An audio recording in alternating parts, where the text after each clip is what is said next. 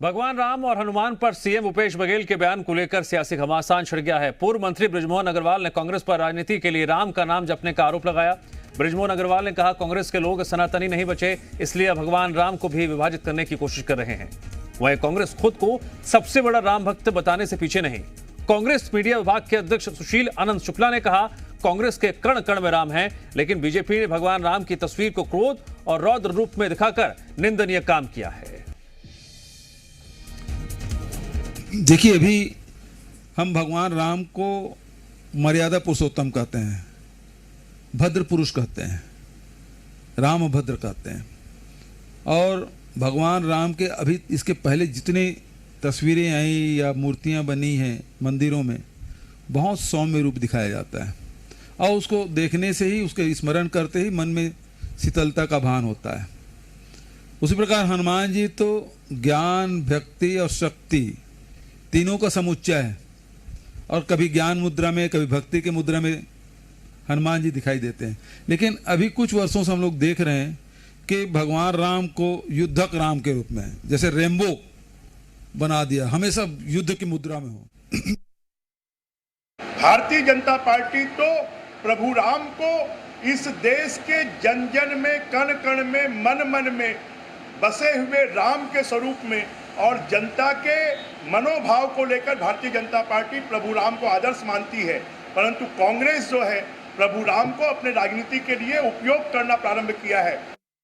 ऐसे विविध स्वरूप वाले राम को भारतीय जनता पार्टी ने क्रोध और रौद्र स्वरूप में जो बांधने का प्रयास किया था, वह सर्वथा निंदनीय थी। छत्तीसगढ़ में तो भगवान राम छत्तीसगढ़ियों के भांचा राम है, माता कौशल्या के दुलारे राम है।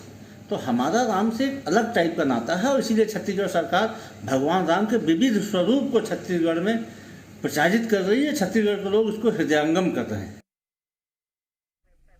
ठीक है, खुद हमारे साथ सुशील आनंद शुक्ला जी जुड़ गए हैं हमारे साथ फोन लाइन पर। सुशील आनंद शुक्ला जी, बहुत बहुत स्वागत है आपका ZMPCG पर। जी धन्यवाद। कांग्रेस बीजेपी कांग्रेस पर आरोप लगा रही है कि राम के नाम पर सियासत कर रहे हैं दोनों पार्टियां। आपका रिएक्शन इस पर? देखिए, राम के नाम पे सियासत तो भारतीय जनता पार्टी करती है, उसका ट्रैक रिकॉर्ड है। भगवान राम का उपयोग वोट बैंक के लिए करती है, भगवान राम का उपयोग मतों के ध्रुवीकरण के लिए करती है, भगवान राम का उपयोग वह चंदा इकट्ठा करने के लिए करती है। हम भगवान राम के नाम पे न सियासत करते थे, न करेंगे, भविष्य में, वर्तमान में कर रहे हैं। देखिए, छत्तीसगढ़ में भगवान राम के वनगमन पथ के अवशेष हैं। भगवान राम ने अपने वनगमन के 14 साल से अधिसंख्यक समय छत्तीसगढ़ में बिताया था। कोरिया से लेकर सुकमा रामाराम तक भगवान राम के वनगमन के अनेक चिन्ह हैं। तो रायपुर में है, वो जांजगीर चांपा में है, तो यहाँ तक कि भगवान राम का ननिहाल कौशल्या माता का मायका माना जाता है छत्तीसगढ़। लेकिन 14 साल तक भारतीय जनता पार्टी की यहाँ पे सरकार थी, कभी भी राम वनगमन पथ को इन्होंने न संरक्षित करने का काम किया, न संवर्धित करने का काम किया। भगवान राम हमारी संस्कृति से जुड़े हुए हैं, छत्तीसगढ़ के जनमन में रचे हैं। छत्तीसगढ़ के लोग भगवान राम को भांचा मानते हैं, ठीक है, भांजे के रूप में उनकी पूजा करते हैं। तो हमारे लिए राम राजनीति का विषय है, हमारे लिए राम हमारे सांस्कृतिक अनुष्ठान का विषय है। हम इसलिए राम को याद करते हैं। भारतीय जनता पार्टी राम को वोट बैंक के रूप में याद करती है। भारतीय जनता पार्टी राम को सांप्रदायिक। ठीक है सुशील जी, जो कांग्रेस बीजेपी पर आरोप लगा रही है, बीजेपी का पक्ष रखने के लिए हमारे साथ अमित चिमनानी जुड़ गए हैं। अमित चिमनानी जी, आपका भी स्वागत है। आपने सुना सुशील आनंद जी ने क्या कहा, इस पर आपका टेक?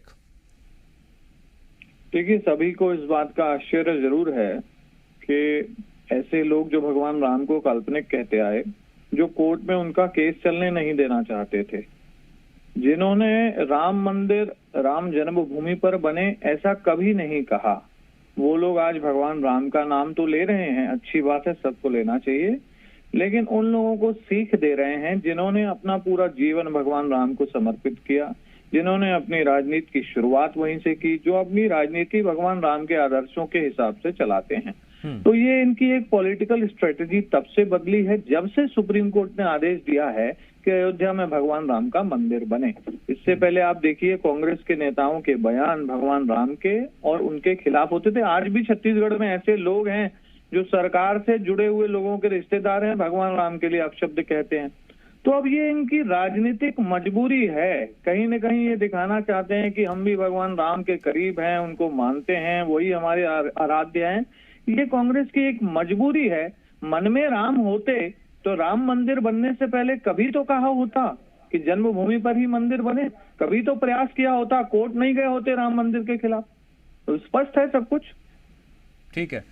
सुशील जी, आप कह रहे हैं कि भगवान राम आपके कण कण में है, बीजेपी कह रही है कि अब आपको जब भी चुनावी सरगर्मियां होती हैं तब राम नाम की याद आती है। देखिए, ऐसा है कि भारतीय जनता पार्टी ने तो कभी चाहा ही नहीं राम मंदिर बने। भारतीय जनता पार्टी ने राम मंदिर के नाम पे लगभग 1400 करोड़ रुपए चंदा एकत्रित किया, राम शिला पूजन के नाम पे। आज तक उसको ये तो भगवान राम का मंदिर जब मुस्लिमों में चाहा, जब हिंदुओं ने चाहा, दोनों वर्ग की सहमति से कोर्ट ने जब निर्णय दिया उसके बाद बना। इनको थोड़ा सा मति भ्रम के शिकार है भारतीय जनता पार्टी के लोग। भगवान राम के मंदिर का ताला किसने खुलवाया? राजीव गांधी ने खुलवाया। उस समय मुख्यमंत्री कौन थे? वीरभद्र सिंह मुख्यमंत्री थे, वो कांग्रेस के मुख्यमंत्री थे। इन विषयों पर मैं नहीं जाना चाहता। ये ठीक है, राम की ब्रांडिंग करें। इन्होंने काम क्या किया? इन्होंने सिर्फ और सिर्फ राम के रौद्र रूप को दिखा के जनता का भय पैदा करने की कोशिश की। अरे भगवान राम तो कौशल्या के पालने के राम है, भगवान राम तो दशरथ नंदन राम है, भगवान राम तो जानकी पति राम है, भगवान राम तो भरत के बड़े भाई राम है, अनुज वात्सल्य राम है, भगवान राम तो केवट के राम है, भगवान राम तो सबरी के राम है। भारतीय जनता पार्टी ने क्या किया? भगवान राम को सिर्फ वही लक्ष्मण बाण भय बिन होत न प्रीत, उस चीज का जो उल्लेख किया है भारतीय जनता, राम के छवि को विदूषित करने का पाप भारतीय जनता पार्टी ने किया है। ठीक है, सुशीलानंद शुक्ला जी और अमित चिमनानी जी, बहुत बहुत शुक्रिया। दोनों अपने अपने पक्ष रखा। एक बार फिर रुक करते हैं हम रजनी का।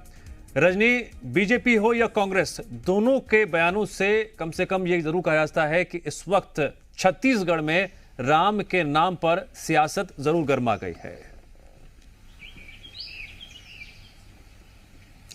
बिल्कुल, देखिए, छत्तीसगढ़ को भगवान राम का ननिहाल माना जाता है और ये अलग बात है कि भगवान राम छत्तीसगढ़ में धर्म के केंद्र में कम और सियासत के केंद्र में ज्यादा रहते हैं। लगातार भगवान राम के नाम पर बहस होती है, चाहे वो राम वनगमन पथ की बात हो या हालिया हमने कल का फैसला देखा सरकार का, जब कृष्ण कुंज बनाने का ऐलान किया गया उस वक्त भी सियासत शुरू हुई और भाजपा और कांग्रेस ने अपने अपने आरोप लगाए। बार बार ये आरोप लगाए जाते रहे हैं कि राम के नाम पर वोट बटोरने की कोशिश होती है और कांग्रेस भाजपा कांग्रेस पर यही आरोप लगाती आई है और बार बार ये कहा जाता रहा कांग्रेस की तरफ से कि अगर वाकई में भाजपा भगवान राम को इतना मानती है तो 15 साल में भगवान राम के नाम पर कोई काम छत्तीसगढ़ में क्यों नहीं हुआ, कोई भी विकास कार्य भगवान राम के नाम पर क्यों नहीं हुआ, चाहे वो पर्यटन के क्षेत्र में हो या धार्मिक क्षेत्र में हो, कहीं भी भाजपा ने भगवान राम के नाम पर कोई भी बड़ा काम नहीं किया है। लेकिन अब जब हम राम वनगमन पथ बना रहे हैं, भगवान राम के नाम पर टूरिज्म को बढ़ावा दे रहे हैं, तो भाजपा को इससे दिक्कत है क्योंकि भाजपा भगवान राम के नाम पर सिर्फ वोट बटोरना जानती है लेकिन उनके नाम पर कोई काम नहीं करना चाहती है। तो ये बयानबाजी है, पहले भी चलती रही और आगे भी इस पर सियासत जो है वो जारी ही रहेगी। ठीक है रजनी, जानकारी के लिए आपका शुक्रिया। खबरों में बने रहने के लिए आप हमारे फेसबुक, ट्विटर और इंस्टाग्राम पेज को फॉलो कर सकते हैं। लेटेस्ट अपडेट के लिए आप हमारे यूट्यूब पेज को सब्सक्राइब भी कर सकते हैं और हाँ, बेल आइकन पर क्लिक करना न भूलें।